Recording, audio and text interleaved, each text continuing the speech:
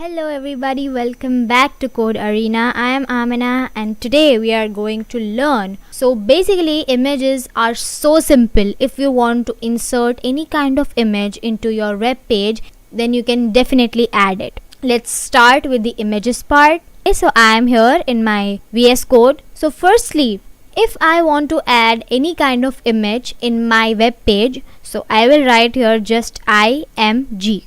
It's done.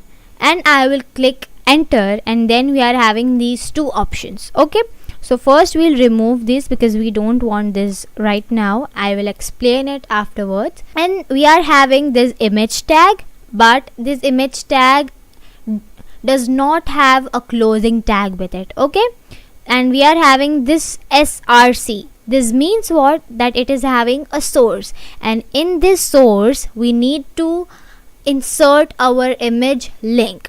Okay, so here's the new tab, and let's say I want the image of pizza. Let's write here pizza image.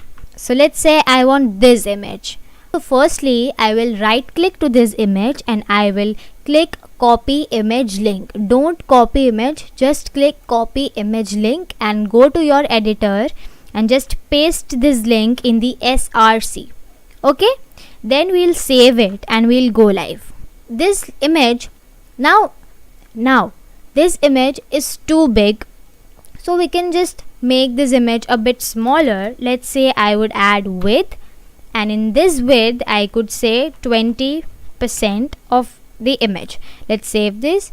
So this image is so small, so I can just increase the size to 30%. Okay, so we are having a normal image with it. So let's make it more creative. Like above this image, I will just add an h1 tag and I will write here, let's say, let's eat pizza. Okay, so below this h1 tag, we can mention h3 tag, like from which restaurant we are eating this.